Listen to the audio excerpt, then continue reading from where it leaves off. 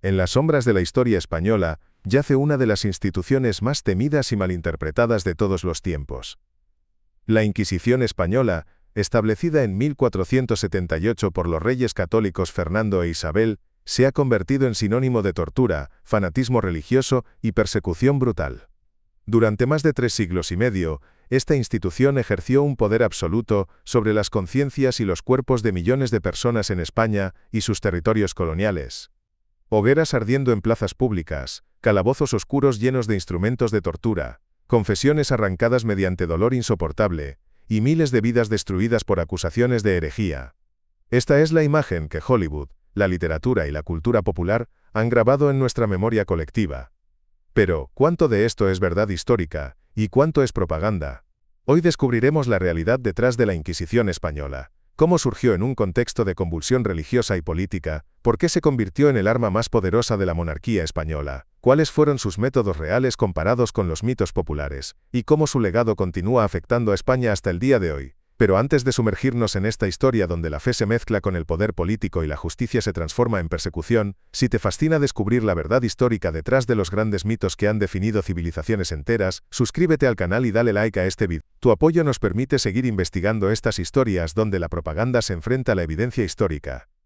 Bienvenidos al relato de la institución que cambió España para siempre y creó la leyenda negra que persigue al país hasta nuestros días. Para comprender completamente cómo surgió la Inquisición española y por qué se convirtió en una fuerza tan poderosa, debemos comenzar entendiendo la España medieval antes de 1478. Durante gran parte de la Edad Media la península ibérica fue un lugar único en Europa.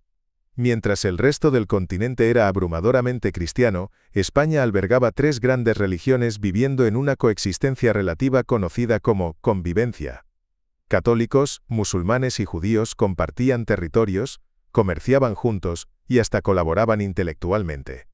Al-Ándalus, el nombre árabe para la España musulmana, alcanzó alturas culturales extraordinarias. Córdoba, su capital, era una de las ciudades más avanzadas del mundo en el siglo X, con bibliotecas que contenían cientos de miles de manuscritos, sistemas de irrigación sofisticados y una vida intelectual vibrante donde filósofos musulmanes, médicos judíos y traductores cristianos trabajaban lado a lado. Este florecimiento intelectual y cultural convertiría a Al-Ándalus en un faro de civilización durante siglos. La comunidad judía en España era una de las más grandes y prósperas de Europa. Los judíos sefardíes ocupaban posiciones importantes como médicos, financieros, traductores y consejeros de reyes. Ciudades como Toledo, Sevilla y Barcelona tenían prósperas juderías donde florecía la vida religiosa y cultural judía. Sinagogas magníficas, escuelas talmúdicas de renombre internacional, poetas que componían versos en hebreo y árabe, filósofos como Maimónides cuyas obras influenciarían el pensamiento cristiano y musulmán por igual. La Edad de Oro judía en España produjo algunas de las obras más importantes de la filosofía, poesía y teología judías de todos los tiempos. Sin embargo, esta aparente armonía siempre fue frágil y desigual. Los judíos y musulmanes vivían como minorías toleradas pero subordinadas, nunca como ciudadanos iguales. Pagaban impuestos especiales, tenían restricciones en su vestimenta y vivienda, y estaban sujetos a cambios súbitos en las políticas según el capricho de los gobernantes. Períodos de relativa tolerancia podían ser seguidos abruptamente por persecuciones violentas. La situación comenzó a deteriorarse dramáticamente en el siglo XIV. En 1391, oleadas devastadoras de violencia antijudía barrieron la península ibérica. Comenzando en Sevilla el 6 de junio de 1391, con un sermón incendiario del arcediano Ferrán Martínez, multitudes enfurecidas atacaron la judería sevillana, matando a miles de judíos, destruyendo sinagogas y saqueando propiedades. La violencia se extendió rápidamente a otras ciudades. Barcelona, Valencia, Toledo, Burgos, todas vieron masacres similares. Los historiadores estiman que durante estos pogroms murieron entre 4.000 y 5.000 judíos, pero el impacto más duradero fue el número masivo de conversiones forzadas. Enfrentados a la elección entre la muerte o el bautismo, decenas de miles de judíos aceptaron la conversión al cristianismo. Estos conversos, también llamados cristianos nuevos, se encontraron en una posición precaria. Oficialmente eran cristianos y por tanto teóricamente iguales a los cristianos viejos. En la práctica, fueron objeto de sospecha constante. Los cristianos viejos miraban con desconfianza a estos recién llegados al cristianismo. constantemente cuestionando la sinceridad de sus conversiones. La mayoría de las conversiones fueron puramente por supervivencia, una máscara adoptada para salvar vidas, mientras en secreto muchos continuaban practicando el judaísmo en privacidad. El término marrano goy comenzó a usarse despectivamente para referirse a los conversos sospechosos de mantener prácticas judías en secreto. La palabra, posiblemente derivada del árabe muharram, prohibido, o del español marrano, cerdo, se convirtió en un insulto cargado de odio. Llamar a alguien marrano era acusarlo de ser un falso cristiano, un hipócrita infiltrado dentro de la comunidad cristiana. Era una acusación que podía arruinar reputaciones, destruir carreras y eventualmente llevar a la muerte en la hoguera. La tensión social creció durante todo el siglo XV. En 1449, el Estatuto de Limpieza de Sangre en Toledo prohibió a los conversos ocupar cargos públicos, estableciendo por primera vez en Europa un concepto proto-racial de identidad religiosa. Ya no bastaba profesar el cristianismo, ahora había que demostrar pureza de sangre cristiana por generaciones. La religión, que tradicionalmente había sido vista como una cuestión de fe que podía cambiar mediante conversión, ahora era redefinida como algo heredado en la sangre.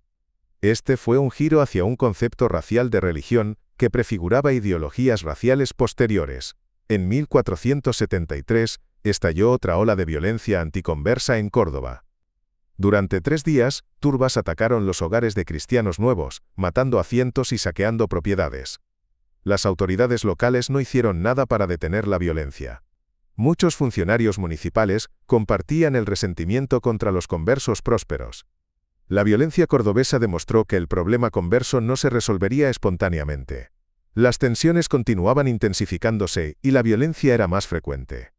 Los reyes católicos creían tener la solución, una institución que vigilaría, investigaría y castigaría a los conversos falsos. Esa institución sería la Inquisición española. En 1469, el matrimonio de Isabel de Castilla y Fernando de Aragón unió los dos reinos cristianos más poderosos de España.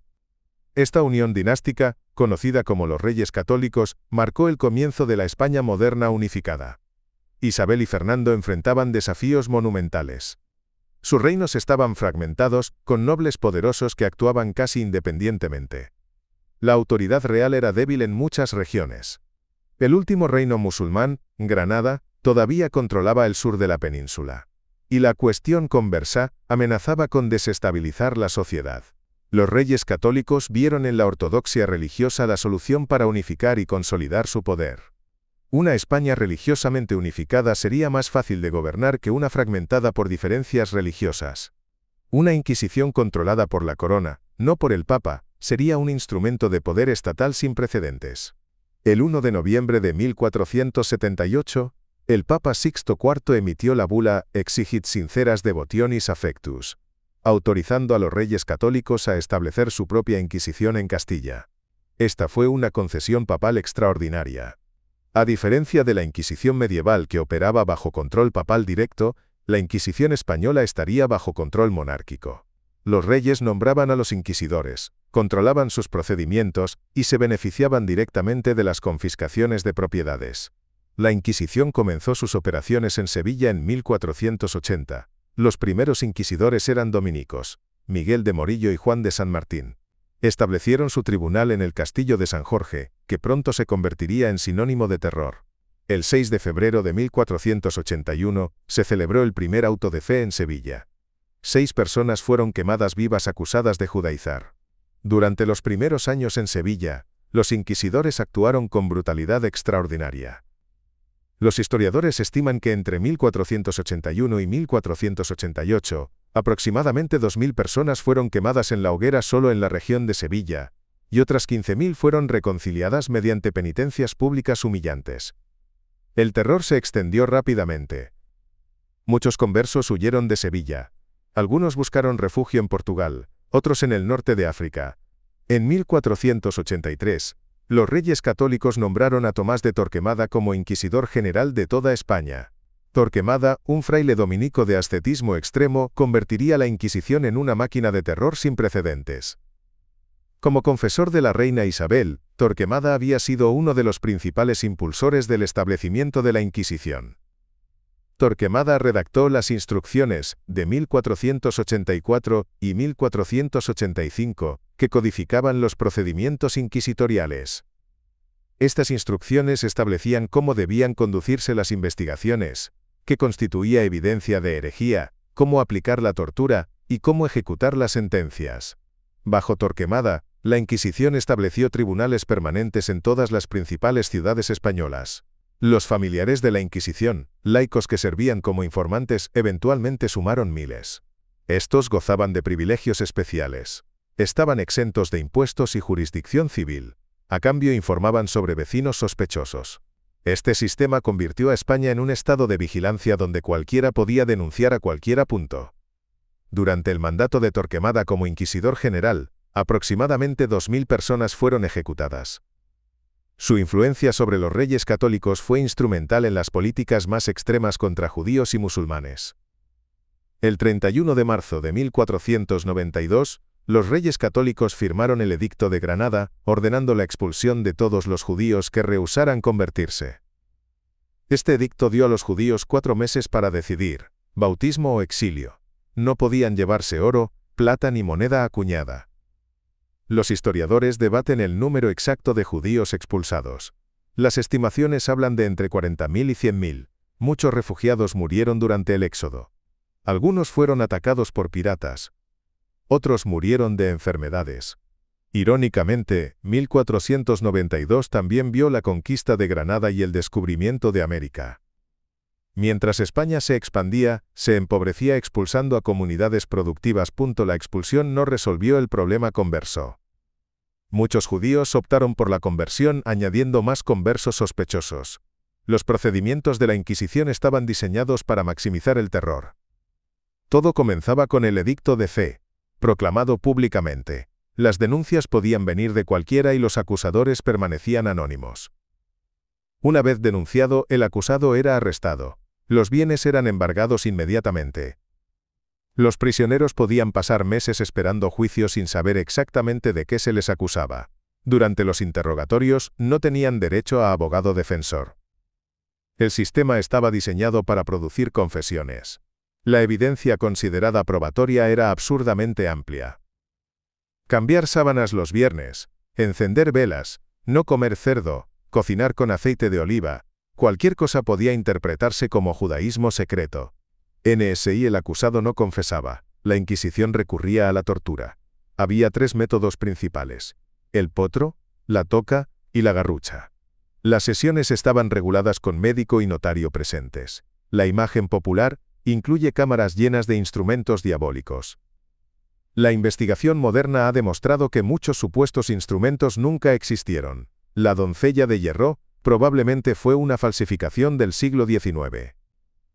Los métodos autorizados causaban dolor extremo, pero la imagen de docenas de dispositivos exóticos es ficción. Estudios muestran que la tortura se usaba en una minoría de casos. Un estudio de Toledo entre 1575 y 1610 encontró que solo el 10% fueron torturados. Después del proceso llegaba el auto de fe. Esta ceremonia pública elaborada proclamaba las sentencias. Los acusados marchaban vestidos con el San Benito, una túnica amarilla pintada con cruces o llamas. Las sentencias variaban. Algunos recibían penitencias leves. Otros recibían confiscación total de bienes, flagelación pública, años en galeras o encarcelamiento.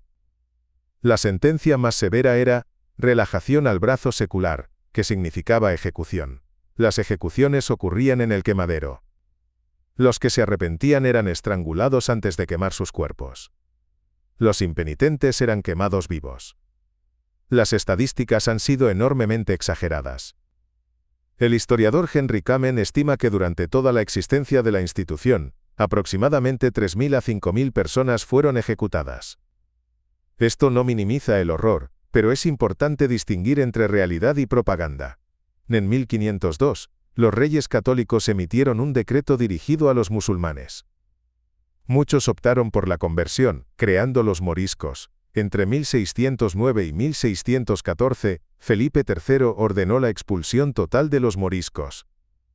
Aproximadamente 300.000 fueron deportados. Las consecuencias económicas fueron devastadoras. A partir del siglo XVII, la Inquisición cambió su enfoque. Los protestantes fueron perseguidos ferozmente. La Inquisición también se convirtió en censora de libros. España estableció tribunales en todas sus colonias americanas.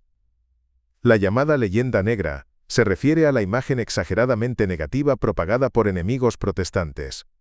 Grabados sensacionalistas mostraban torturas imaginarias. Estas imágenes se difundieron ampliamente. Irónicamente, Inglaterra ejecutó más católicos que la Inquisición ejecutó protestantes. Pero la Inquisición se convirtió en el símbolo universal del fanatismo. Durante la invasión napoleónica, la Inquisición fue temporalmente abolida.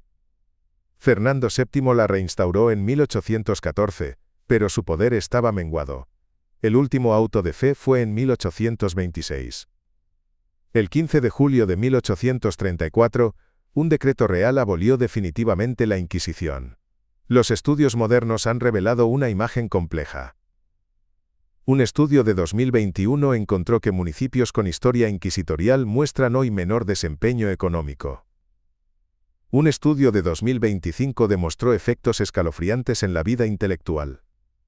El legado más dañino no fueron las ejecuciones directas sino el clima de miedo y estancamiento intelectual. NLA Inquisición Española fue tanto una realidad horrible como un mito exagerado. La realidad fue terrible. Miles ejecutados, decenas de miles torturados, cientos de miles procesados, y una sociedad entera viviendo bajo vigilancia constante. El mito exageró los números, pero la esencia del horror permanece.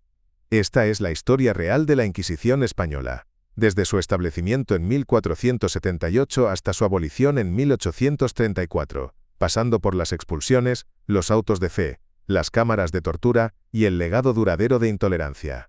Si esta exploración te ha revelado las complejidades entre mito y realidad histórica, suscríbete al canal y dale like para más documentales.